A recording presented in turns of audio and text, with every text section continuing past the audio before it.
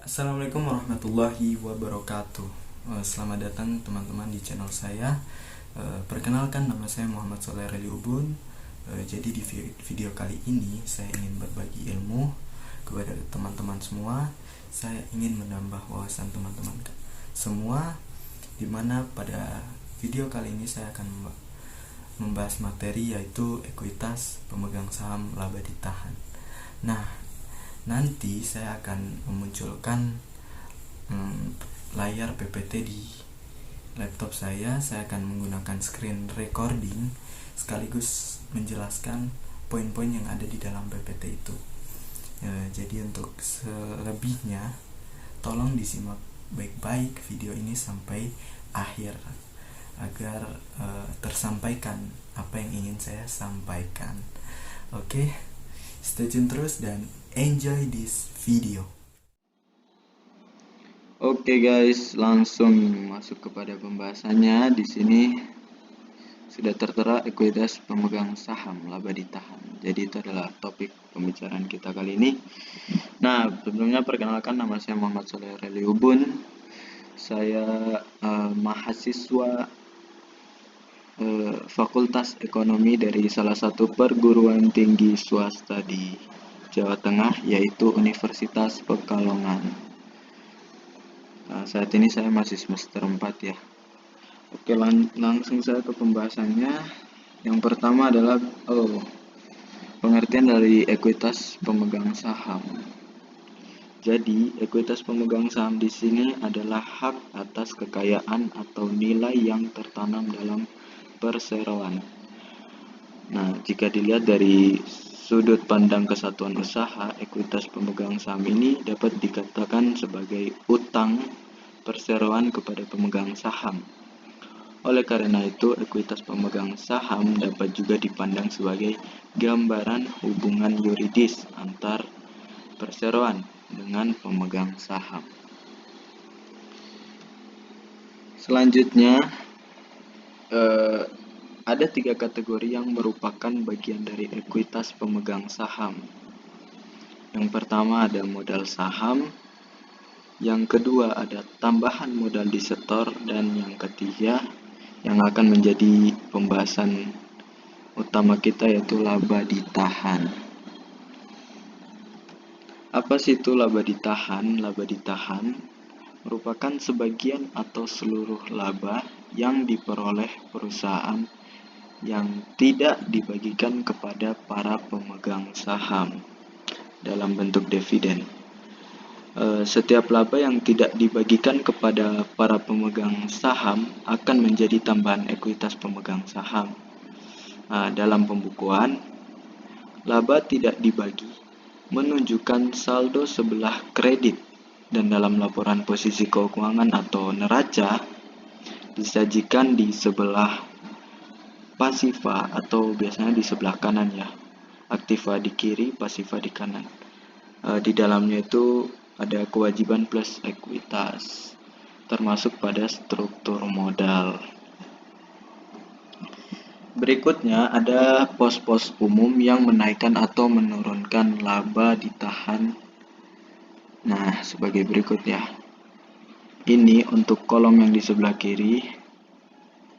Ini merupakan pos-pos umum yang dapat menurunkan laba ditahan, yaitu yang pertama rugi bersih, kemudian penyesuaian periode sebelumnya atau koreksi kesalahan perubahan tertentu pada prinsip akuntansi, dan yang ketiga ada dividen tunai atau scrip, dividen properti, dividen saham, dan beberapa transaksi saham treasury.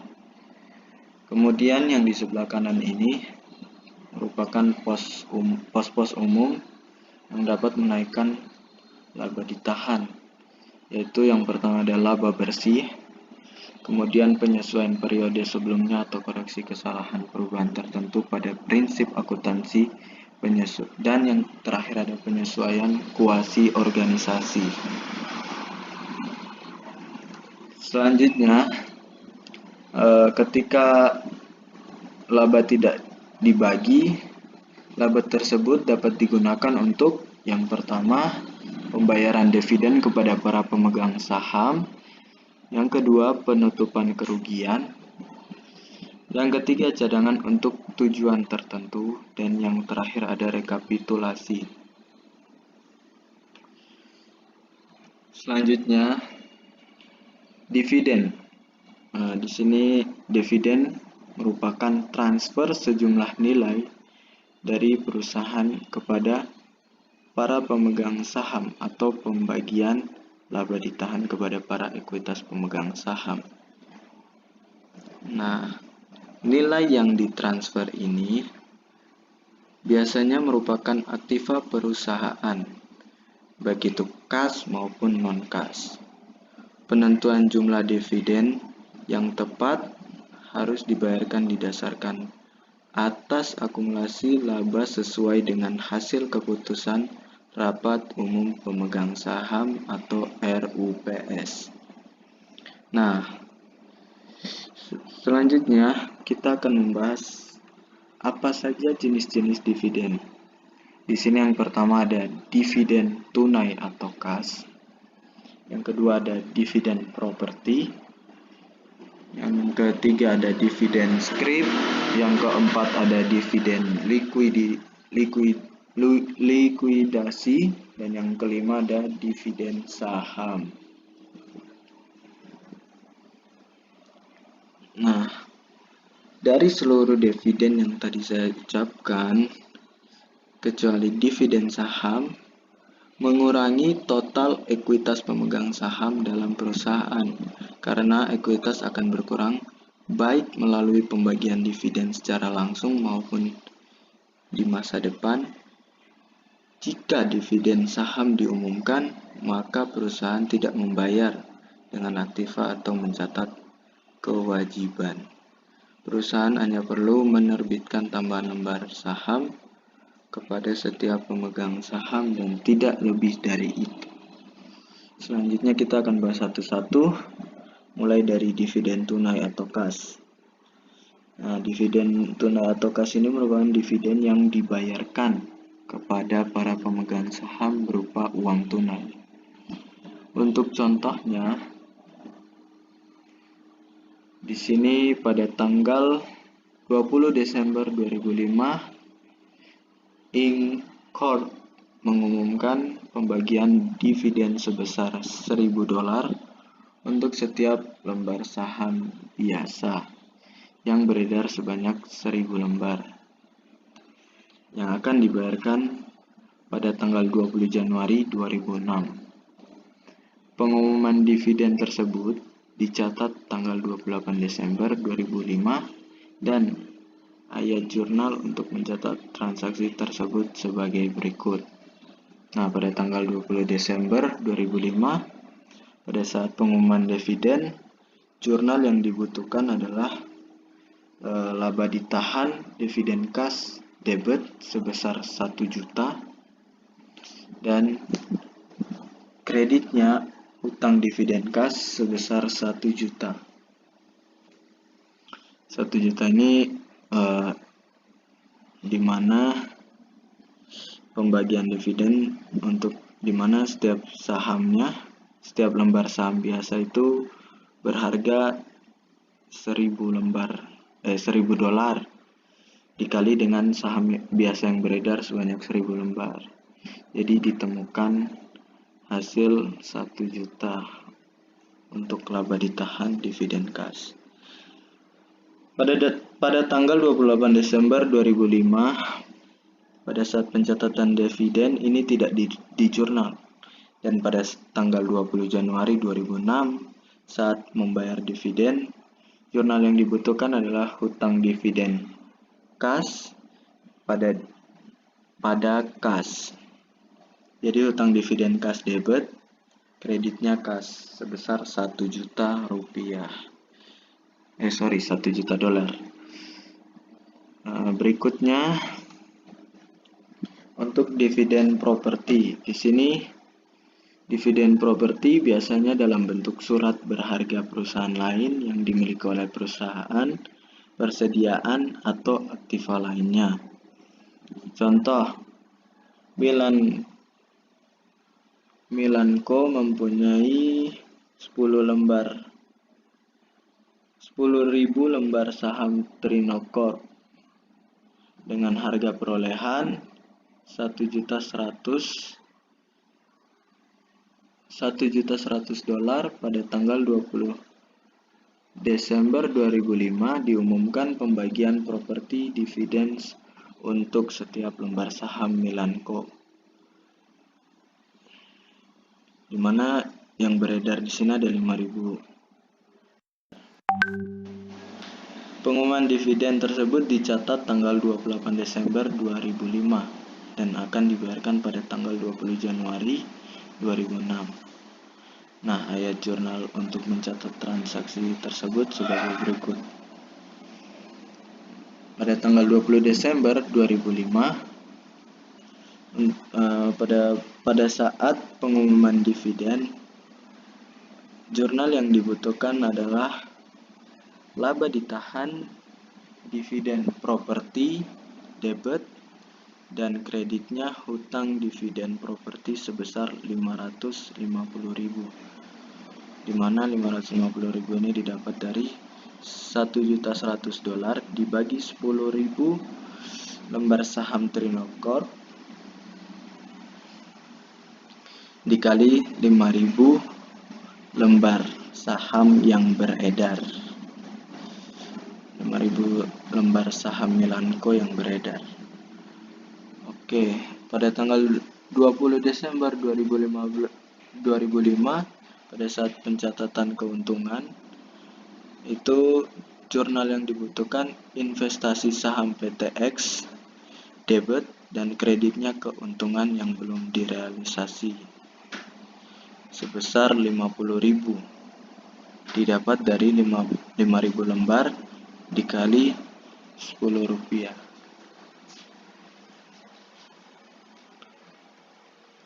Berikutnya ada dividen scrip,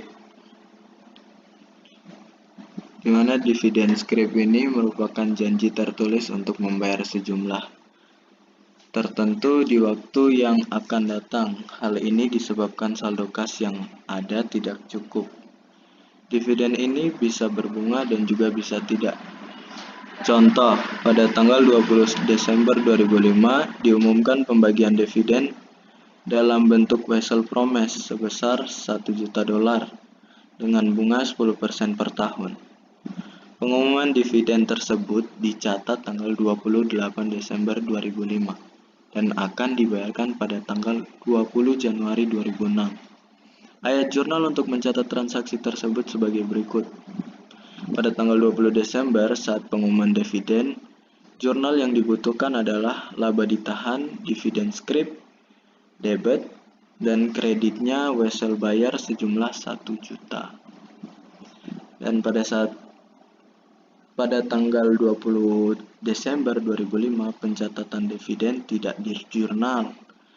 Dan pada saat 20 Januari 2006 pembayaran dividen membutuhkan jurnal debit Wessel bayar sebesar 1 juta,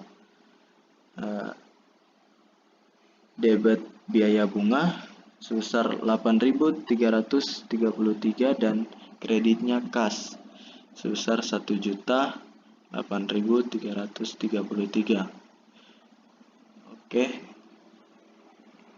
dimana untuk biaya bunganya ini didapatkan dari 1 juta dikali 10% dikali 1/12. Kemudian yang terakhir, yang keempat ada dividen likuidasi, di mana dividen likuidasi adalah dividen yang sebagian merupakan pengembalian modal dan bukan dari laba ditahan. Contoh, pada tanggal 20 Desember 2005, Lorenco menerbitkan dividen kepada para pemegang saham sebesar 1.200.000 dolar.